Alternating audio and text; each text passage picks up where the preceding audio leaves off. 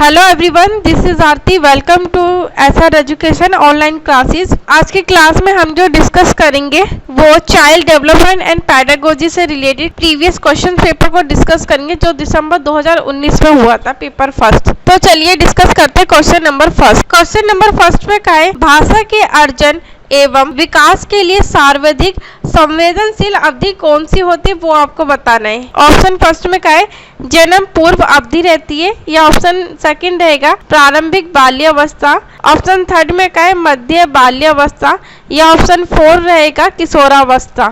इसका right answer जो रहेगा वो रहेगा ऑप्शन नंबर सेकंड। भाषा के अर्जन एवं विकास के लिए जो सर्वाधिक संवेदनशील अवधि होती है वो प्रारंभिक बाल्यावस्था होती है, सबसे ज्यादा महत्वपूर्ण जो होती है, यानी कि अर्ली चाइल्डहुड। चलिए अगले क्वेश्चन को डिस्कस करते हैं। निम्नलिखित में से कौन सी लॉरेंस कोलबर्ग के द्वारा प्रस्तावित नैतिक विकास की एक अवस्था मानी जाती है वो आपको बताना है। ऑप्शन ए में क्या है प्रसुप्त अवस्था, या ऑप्शन सेकंड में क्या है सामाजिक अनुबंध अभिविन्यास, या ऑप्शन थर्ड में क्या है मूर्त संक्रियात्मक अवस्था रहेगी, ऑप्शन फोर में क्या है उद्योग बनाम अवस्था। तो जो लॉरेंस कोलबर्ग के द्वारा जो नैतिक विकास की अवस्था है वो रहेगा ऑप्शन नंबर सेकंड, सामाजिक अनुबंधन अभिविन्यास, यानी कि सोशल कॉन्ट्रैक्ट ओरिएंटेशन। चलिए अगले क्वेश्चन को डिस्कस करते हैं। कक्षा में परिचर्चा के दौरान एक शिक्षक प्राय लड़कियों की तुलना में लड़कों पर अधिक ध्यान दे, ये किसका उदाहरण है वो आपको बताना है।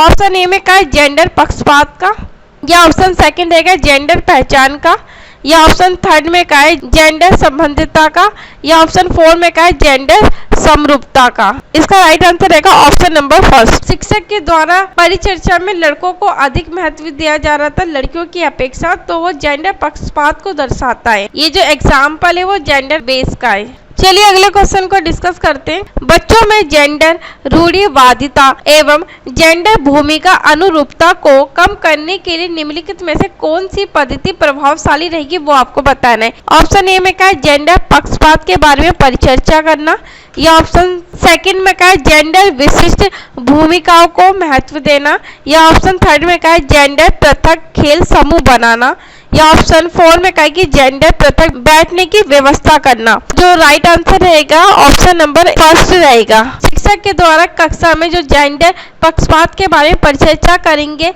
वो सबसे प्रभावशाली पद्धति रहेगी, जिससे बच्चे जब चर्चा के टाइम क्या होगा वो एक दूसरे के विचारों को समझेंगे। जब एक दूसरे के विचारों को सम्मान देंगे तो वो उनमें जो जेंडर पक्षपात की जो भावना है वो छोटी उम्र से ही बच्चों में कम देखने को मिलेगी, यानी डिस्कशन अबाउट जेंडर बेस। चलिए अगले क्वेश्चन को डिस्कस करते। निम्नलिखित में से किस मनोवैज्ञानिक ने बच्चों को ज्ञान के सक्रिय जिज्ञासु के रूप में देखते हुए उनके चिंतन पर सामाजिक एवं सांस्कृतिक विषय वस्तुओं के प्रभाव को महत्व दिया है। ऑप्शन ए में जॉन बी वॉटसन ने दिया है, या ऑप्शन सेकंड रहेगा लेव वाइगोत्स्की ने दिया है, या ऑप्शन थर्ड में क्या जीन पियाजे ने दिया है, या ऑप्शन फोर रहेगा लॉरेंस कोलबर्ग ने दिया है। तो इसका राइट आंसर जो रहेगा वो ऑप्शन नंबर सेकंड रहेगा, लेव वाइगोत्स्की के द्वारा दिया जाता था। चलिए क्वेश्चन नंबर 6 को डिस्कस करते हैं। लिखो पहली को करते समय 5 वर्ष की नजमा स्वयं से कहती है कि, मतलब वो अपने आप से कहती है कि नीला टुकड़ा कहाँ है, नहीं ये वाला नहीं, गाढ़े रंग वाला जिससे ये जूता पूरा बन जाएगा। तो इस प्रकार की जो वार्तालाप है वो वाइगोत्स्की की किस तरह को संबोधित करते हैं वो आपको बताना है।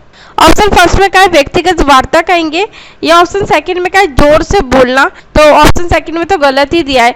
ऑप्शन थर्ड में क्या है पाड़ या ढांचा जिसे स्कैप फोल्डिंग कहा जाता है, तो ये कोई बड़ों के द्वारा सहारा नहीं दिया जा रहा था, तो ऑप्शन थर्ड भी गलत रहेगा। ऑप्शन फोर को देख लेते हैं। ऑप्शन फोर में क्या है कि आत्म केंद्रित वार्ता, तो आत्म केंद्रित बात तो वो कर ही नहीं रही थी, तो इसका जो राइट आंसर रहेगा ऑप्शन नंबर फर्स्ट रहेगा, व्यक्तिगत वार्ता कर रही थी Najma, private speech. Question number 7 को डिस्कस करते।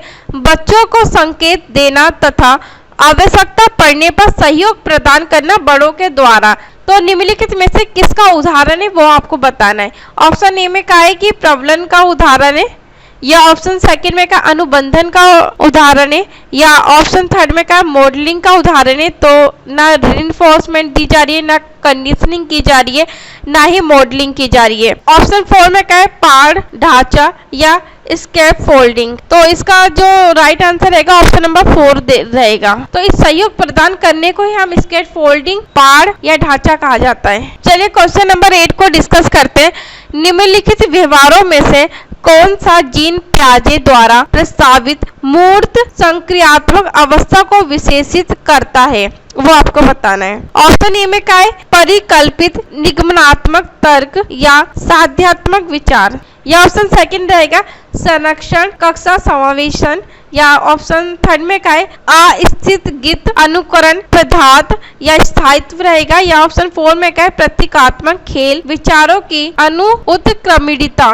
तो इसका राइट आंसर रहेगा ऑप्शन नंबर सेकंड रहेगा संरक्षण कक्षा समावेशन, जो मूर्त सक्रियात्मक अवस्था को विशेषित करते प्याजे के द्वारा। क्वेश्चन नंबर 9 में क्या है बच्चों के संज्ञानात्मक विकास के संदर्भ में निम्नलिखित में से कौन सी प्याजे की संरचना थी, वो आपको बताना है। ऑप्शन फर्स्ट में क्या स्कीमा, ऑप्शन सेकंड में क्या अवलोकन अधिगम, या ऑप्शन थर्ड रहेगा अनुबंधन, या ऑप्शन 4 रहेगा प्रबलन। तो इसका राइट आंसर रहेगा ऑप्शन नंबर फर्स्ट रहेगा। जीन पियाजे ने बच्चों के संज्ञानात्मक विकास की जो संरचना दी थी वो स्कीमा को लेके इन्होंने दी थी, स्कीमा। क्वेश्चन नंबर 10 को डिस्कस करते हैं। आंकलन का प्राथमिक उद्देश्य क्या होना चाहिए, वो आपको बताना है प्राइमरी लेवल पे। ऑप्शन फर्स्ट में क्या है विद्यार्थियों के लिए श्रेणी निश्चित करना। तो आंकलन का कभी भी ये उद्देश्य नहीं होता, तो इससे ऑप्शन जो फर्स्ट में दिया है वो गलत रहेगा। ऑप्शन सेकंड में क्या है संबंधित अवधारणाओं के बारे में बच्चों की स्पष्टता तथा भ्रांतियों को समझना, या ऑप्शन थर्ड में क्या है विद्यार्थियों के प्राप्तांकों के आधार पर उनको नामांकित करना। तो ये बच्चों का नामांकित करने का बिल्कुल भी आंकलन का उद्देश्य नहीं होता। या ऑप्शन 4 रहेगा रिपोर्ट कार्ड में उत्तीर्ण या अनुत्तीर्ण अंकित करना। तो ये भी गलत कहा गया है। आंकलन में हमारा उद्देश्य जो आंकलन का होता है प्राथमिक लेवल पे वो रहेगा ऑप्शन नंबर सेकंड, संबंधित अवधारणाओं के बारे में बच्चों की जो स्पष्टता तथा उनकी जो भ्रांतियों को समझना शिक्षक के द्वारा। Understanding children clarity and confusion about related concept, कि बच्चों ने जो चीज समझी है चैप्टर में यानी लेसन के अंदर, तो कहीं उन अवधारणाओं को लेके उनकी स्पष्टता सही है या गलत है, उनमें कोई भ्रांति तो नहीं हो गई। तो इस चीज का आंकलन किया जाना चाहिए शिक्षक के द्वारा समय समय पर, ताकि बच्चे सही रूप से चीजों को समझ सके और सीख सके। आज की क्लास को यही समाप्त करते हैं। अगली क्लास में अगले कुछ प्रीवियस क्वेश्चंस पेपर के बारे में डिस्कस करेंगे। अगर आपको पीडीएफ चाहिए, पीडीएफ के लिए आपको टेलीग्राम चैनल पे ज्वाइन होना पड़ेगा, जहां आपको डेली पीडीएफ प्रोवाइड की जाती है सभी टेस्ट सीरीज से रिलेटेड। तो थैंक यू सो मच हमसे जुड़ने के लिए।